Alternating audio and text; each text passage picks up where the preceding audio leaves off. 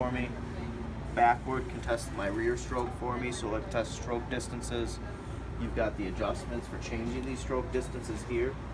So if I wanted to adjust this, or I wanted to adjust this, it'll shorten up my stroke distances. So now I can hit forward, I can hit rear. It's only going to go where those proxies are set to. Now, if you're in between, you go from, all right, this one's up in the flood position, that one's not. When you go to start printing, does everything calibrate to where it's supposed to start will from? go forward, and then it'll finish in the backward. Okay, so it if it's won't this one already is calibrate. up in the front It'll stay position, there it'll stay there and wait until for you everything print else to this- show up. Until you print this head, and Okay. then it'll go to its position. Got it, okay. So I could manually hit one of these buttons to make it go to its position. But when I go to hit my test button for the, I have to have a shirt on there first. When I hit the test button, it'll automatically finish the forward portion of it and move to the backward position and wait for me in the back. Yeah. And this is under double stroke right now. This is where you can change the number of strokes for step back. So if you want to print 2 flash and then 1, you could do that. This is the number of strokes for your first time. That's pretty standard though, anyways. 2 and 1. strokes, yeah, sometimes, or 2 and 2. My thought process for strokes is more strokes, less pressure will give you crisper images.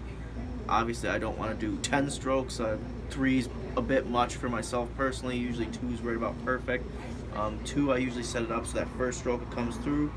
Maybe I see a little bit of ink left in my screen. It didn't clear perfectly, but that second stroke comes through. I'm left with a nice crisp image. If you can make those variables happen, you'll end up with the crispest images possible. You won't bleed out as much.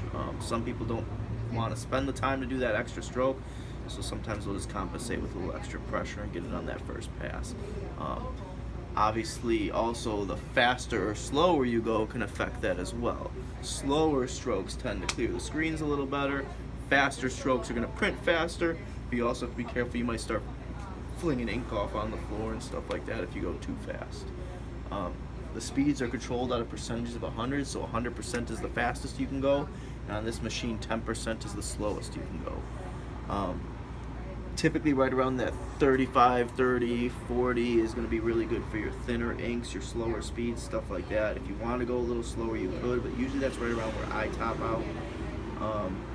If you go up above probably like 60 or 70, 75%, then you'll probably start flinging ink on the floor. What would ever serve a purpose to have to run it that fast? I wanna go Impatience? faster. Yeah, all right. Yeah, More I have shirts faster. 100,000 shirts I got to print for Kenny Chesney or whatever, and I don't have give like a shit what they look like. I have like 8 illegal immigrants just like. The fastest I've seen these run is like 15,000 or 1,500 shirts an hour. So is there That's pretty some much unloading. again it's probably preference, but is there a way to probably get kind of every screen to squeegee pressure like ratio just leave it like at a certain, so I it's mean, got to you could, change. but you're not going to have good prints. Okay. You could, but you're going to be those idiots out there who like to have the pressure controllers where they just crank the shit out of their squeegees and just go up. Only send 60 psi there. Yeah. Ideally, yes, you could do it. Some people do it, but it's not going to be the best quality prints. What you choose to do, it's up to you.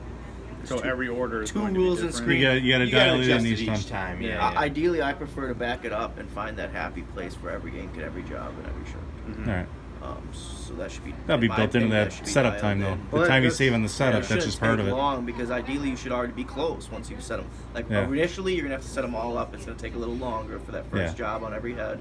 But once it's set up, you should relatively be close. If you're Just not changing your angles Yeah. and stuff like that, you should just be able to back it up, test print a few times. They and turn get in it opposite right. directions Well, that's too. why I'm No, they're asking, both. because- It's not like you both turn them both clockwise. Yeah. You turn them in or you turn them out. No, it's exactly the CD press that I use. That's why I Yeah, asked. But that okay. machine was 25 years old, so I wasn't sure if you had to do Yeah, it I the noticed same in this way or now. not. Now there's a clicking on it on the newer ones on the ions, and you can just like, all right, turn it to Act 2 settings. We don't have that.